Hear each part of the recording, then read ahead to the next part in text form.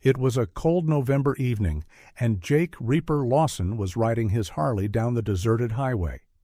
The wind howled against his leather jacket, but he barely noticed.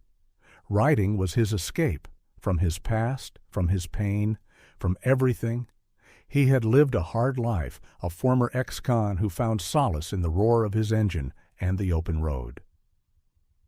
As he neared the outskirts of town, he noticed a broken-down sedan on the side of the road. Next to it stood a woman, shivering in the cold, her arms wrapped around a little girl, no older than 6. Something about the scene hit Jake hard. Maybe it was the way the little girl clung to her mother, eyes wide with fear. Maybe it was the way the mother's eyes held both desperation and determination. He could have ridden past. It wasn't his problem, but something deep inside wouldn't let him. Sighing, he pulled over and swung off his bike. "You all right, ma'am?" he asked gruffly, trying not to sound too intimidating. His long beard, leather vest, and tattoos often made people wary. The woman hesitated before nodding. "My car just died. My phone's dead too, and I don't know what to do." She glanced at her daughter, brushing a hand through the child's blonde curls. "We were trying to get to my sister's place in the next town. My husband, She swallowed hard. "He left us. We don't have anywhere else to go." Jake clenched his jaw. He had no business getting involved, but something about the mother's exhausted face reminded him of his own mother, struggling to raise him alone. Without another word, he pulled out his phone, called a tow truck, and paid for it on the spot. "You don't have to do that," the woman said, tears forming in her eyes. "I know," Jake replied simply. As they waited for the truck, Jake removed his leather jacket and draped it over the little girl.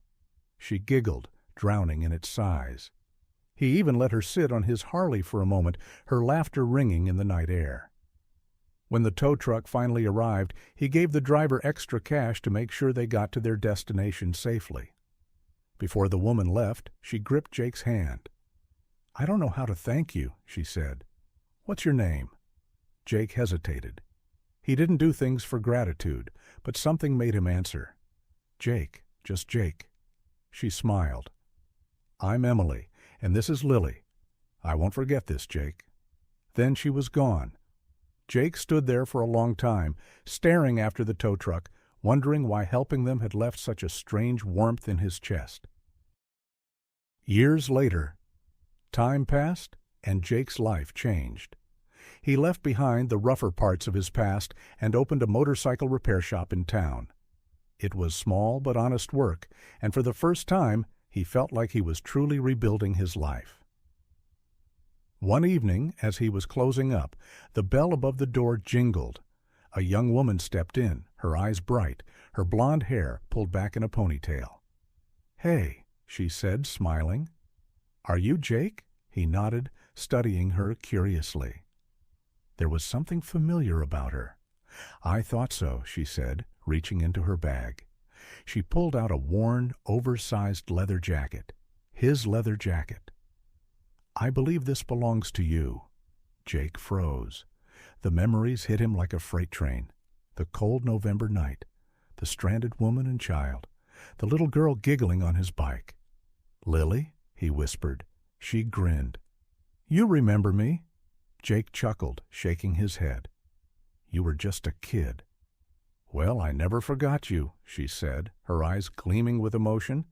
"Neither did my mom. You saved us that night. We were at our lowest, and you, some random biker, helped us when no one else would." She placed the jacket on the counter.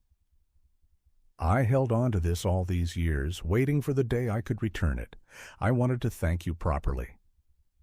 Jake swallowed the lump in his throat. "You didn't have to do that." "Yes, I did," Lily insisted, "because that night changed everything. My mom got back on her feet. She got a good job, and I got to grow up safe and happy. And it's all because a biker with a rough past decided to stop and help." Jake felt his chest tighten. He had done many things in his life he wasn't proud of, but this moment made it all worth it. Lily hesitated before reaching into her bag again. "I have one more thing." She pulled out an envelope and slid it across the counter. "It's an invitation. I'm graduating college next month. I'm going to be a social worker, to help kids and families like you helped us." Her voice softened. "I'd really like you to be there." Jake stared at the envelope, his vision blurring. He had always believed that his past defined him, that he could never truly escape it. But in that moment, he realized something. The smallest act of kindness could ripple through time, changing lives in ways he never imagined. He looked up at Lily and smiled. "I wouldn't miss it for the world."